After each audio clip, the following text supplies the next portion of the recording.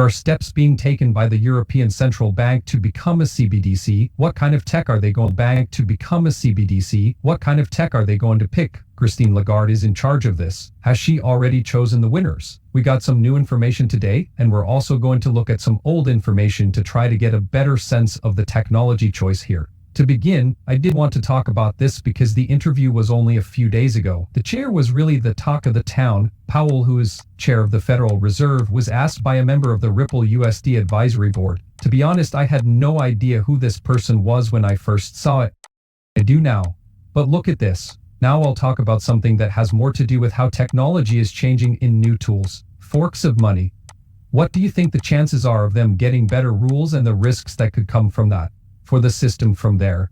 So for a couple of years, the news was full of failures, scams, and other bad things. During that time, we also worked with Congress to try to get a framework, a legal framework for safe coins, which I think is what you see now. That would have been a good place to start. We failed at what we did. I believe that things are shifting and that area is becoming more accepted by the general public. That's right. Both the Senate and the House of Representatives are looking at a set of laws for stablecoins. That might be a good idea, depending on what's in it. We need that. Now, there isn't one, and stablecoins are digital goods that could actually be liked by a lot of people. They should have standard customer protections and be clear. That's what the House and Senate are working on. That's a good thing. Then I also think that some of the rules and guidelines we gave to banks were pretty conservative, and I think that other bank regulators were even more conservative. I believe that will be loosened up a bit, and we will try to do it in a way that keeps things safe and sound while also allowing and encouraging the right kind of innovation. But that doesn't put people at risk in ways they don't understand or make banks less safe and sound to begin with. Okay. The United States Federal Reserve Chair knows how important stable coins are and how the country is going toward them, which is a good thing. Finally.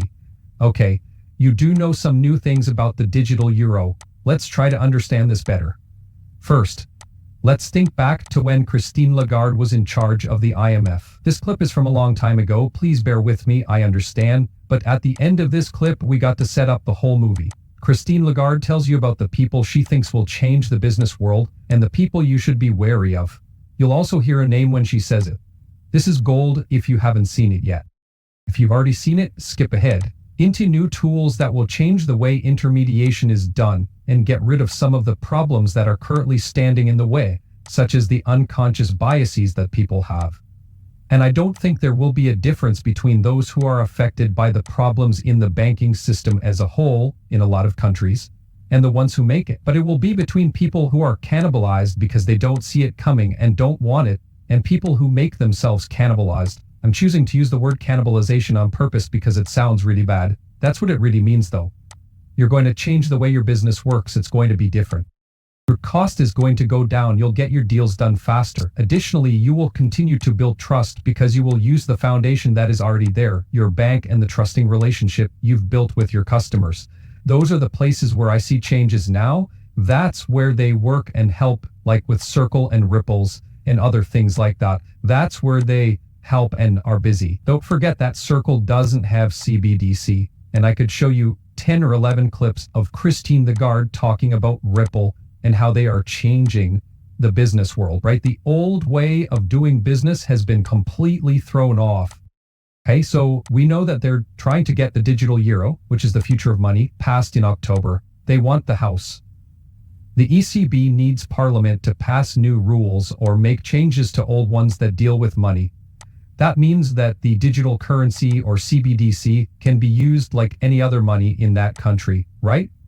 Or in the EU, which is made up of 27 countries, and possibly some other places that use the euro as well. So Ripple plus digital euro plus CBDC in bulk. We've heard that Ripple has been working with them for a while now. It says that the euro system is working on a wholesale CBDC, which is also known as a new technology-based wholesale. Is that right? Sales at a discount. In a new movie, I talked about this. This is a new video clip of Christine Lagarde that I didn't have until today. That's the reason I made this video today. I'll play it. The deadline is October, My ruling council has to decide in October 2025 if we should move forward or not.